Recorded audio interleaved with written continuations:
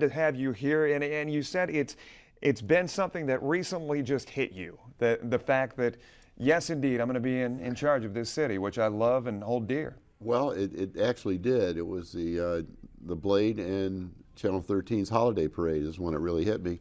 I was on Summit Street, and I believe I was the only elected official there. That's the only one I saw, at least. Yeah. And I was by myself, and I was enjoying the parade as it was coming down. And it was about 11:15, and all of a sudden I had this, I guess, epiphany, if you will. You're the mayor of the city. Yeah. I thought, wow. I looked at the two bridges at high level and the expansion over the Veterans Memorial Bridge, and I thought, you know, there's over a third of a million people that are going to be depending upon the decisions you make. Yeah. And there's also better than 500,000 people in the region that are all going to be pretty much watching everything you do and hopefully the right things. Yeah, I got to bring up something. Going back, obviously the election's been a few weeks past. You've had time to have it kind of merry in your mind. You said sitting out there at the parade, it kind of hit you. But there was a piece. Keith Burris with the Toledo Blade came out a couple of weeks ago, and he really hit home on Collins Cares. Kind of the slogan that you went with. And he said, Mike Collins won because the voters wanted more attention paid to the management of the city government, streets, parks, lights, youth programs. He won because our neighborhoods have been ignored for years. He won because the unions felt disrespected. Collins cares, Collins cares, Collins cares. Did it seem hokey at first, or did you really have, that was really what you thought? Well, you know, it was a natural progression. You know, I served in District 2 for 6 years now as a councilman. And I had the fortune of having the opportunity and the trust, but I also had the time. And so I was more of a hands-on council member than perhaps some of the other council members are. And Councilman Winooski sums it up. He said, as a district councilman, you're the mini mayor of that area. Mm-hmm. And so I was a hands-on approach, and you know, that's how it all came about. I care about how South Toledo is because that's my responsibility. I don't like graffiti, I don't like blight, I don't like any of those things because they detract from it. So I think that's pretty much where it came from. And when we were talking way before I decided to even go into this race, that was somewhat of the mantra. Yeah. You really care, don't you, Mike? Yeah. How do you explain, I mean, you ran 4 years ago. Right. And the change in the atmosphere and the dynamic, I mean, is it something you can explain? Well, you finished third 4 years ago. Well, actually fourth. Fourth. And, you know, I think the dynamic that really changed, it was Sandy and I in the very first go-around. And we had no money. But we didn't have any money this time either. Mm-hmm. But we had something going for us this time that we didn't have the first time. And that was we had, and it was all because of Stephen Leggett and Chris Wolfrich, they recruited a solid team of young college students, mm-hmm. juniors and seniors, and they were just dedicated. They were out every day of the week, 7 days a week, doing lit drops, door to doors, going with me to festivals and that.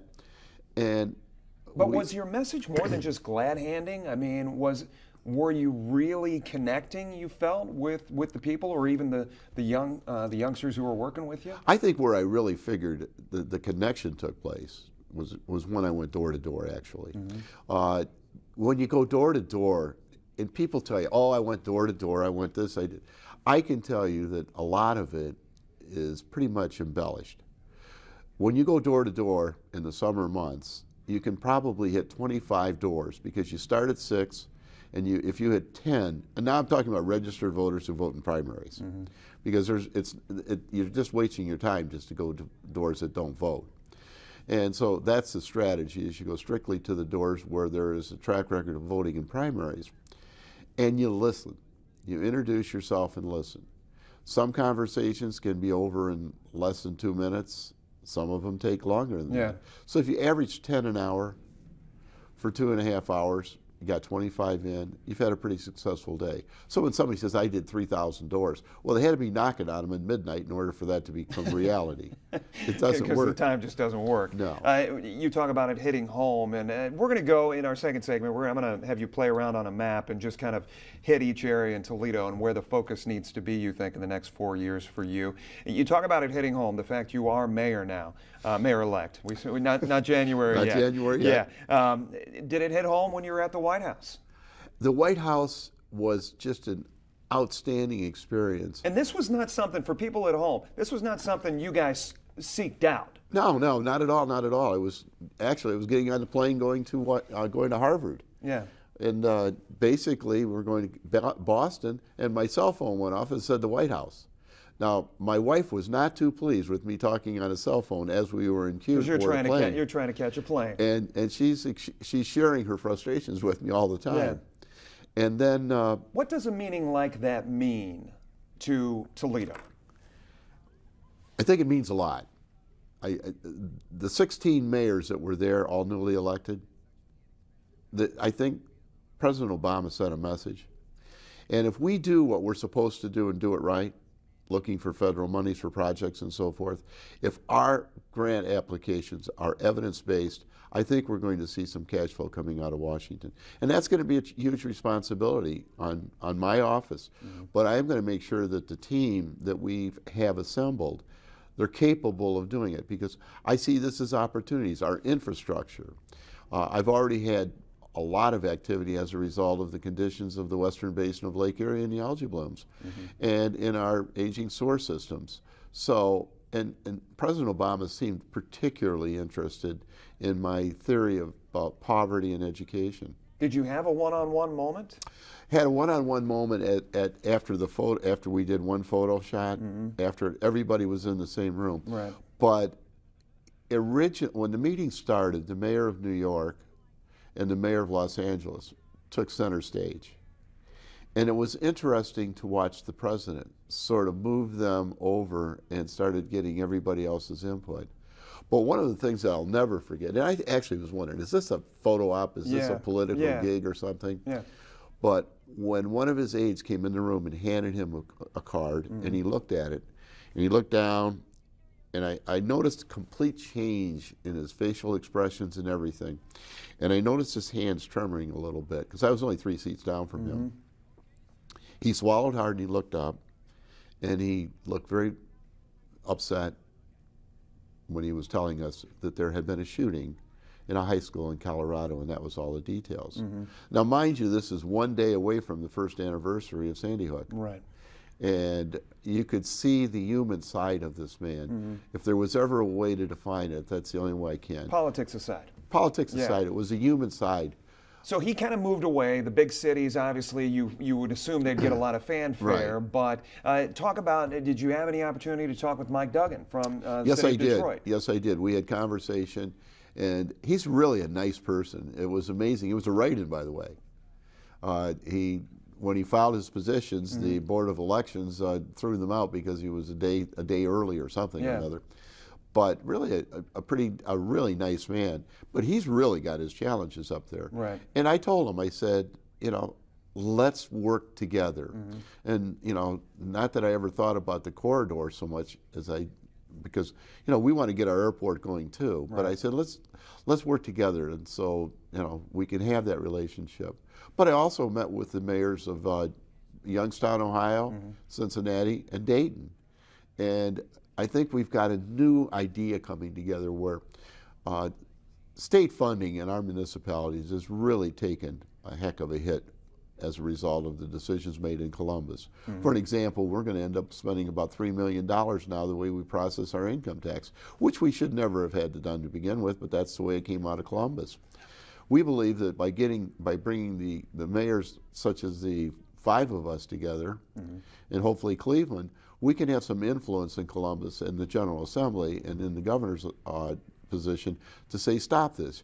You know, you're taking the same amount of money out of our community, but you're not putting money back into the community. I want to touch back on something you mentioned. You said the federal funding, which if we play our cards right, we could be in line for federal dollars to come into the city of Toledo. Now, are these the potential of, is this the potential of dollars coming in to create long, sustained work? Yes, we're talking about brownfield remediation. Okay.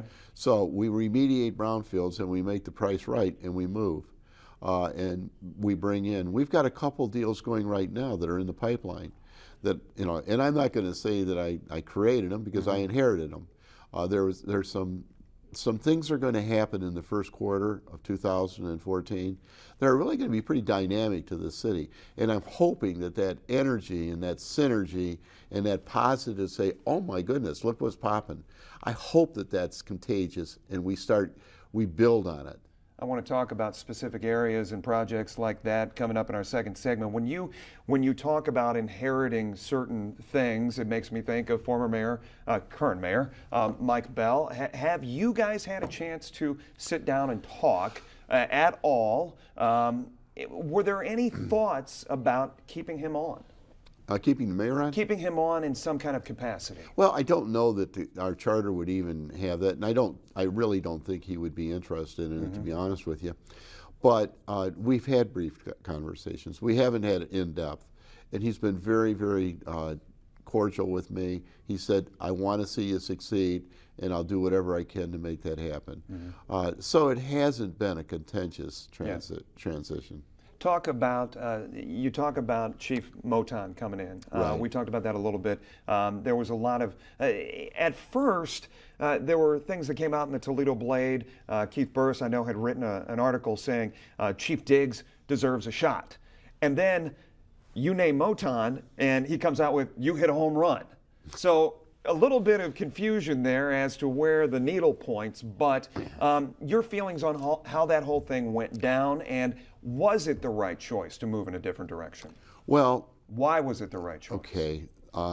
Number one is Chief Diggs, and I'm not going to go into all of the details because that wouldn't be fair to him, but we had a different philosophy in policing, and I believe in open communication.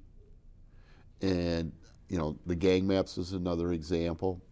I believe that he had a responsibility when the question was proffered to me about racial profiling to defend the men and women of his department and say and support what I said when I challenged it.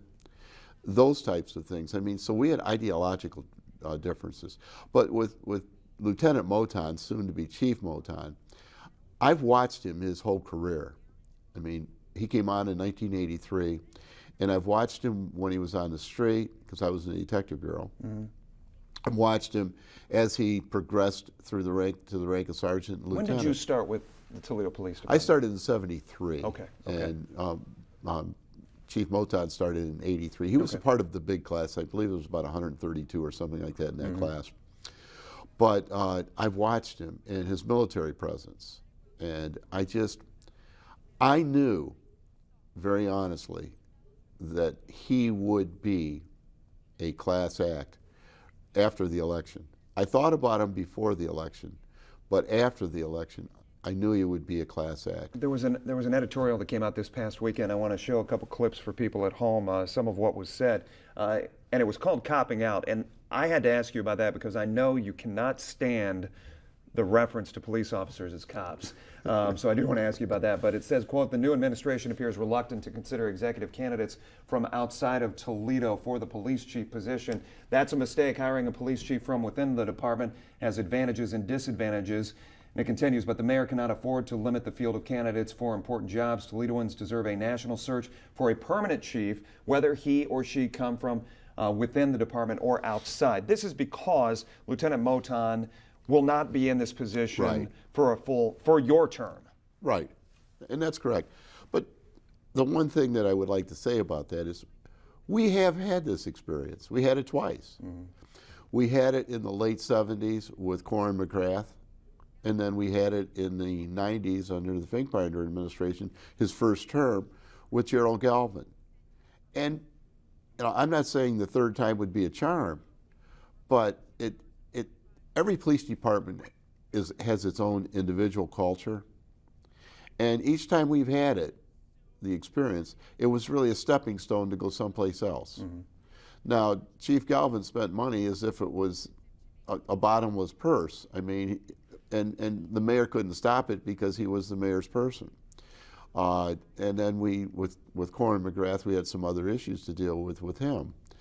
But I'm not opposed to doing a national search, but I believe that we have the quality and the caliber of people within our department. I mean, we have people leaving our department for chief's positions and deputy chief's positions all around the state of Ohio. So the qualifications are definitely there. So we've got people that are qualified. Yeah. I mean, if the need were to arise to do a national search, I wouldn't be adverse to it. Mm-hmm. But I don't really think that's going to be necessary. I think we have a solid core of professional leadership in our department at all ranks, and that includes the patrolmen. Mayor-elect Mike Collins joining us here on the Roundtable. Stay right there. We continue our conversation right after this.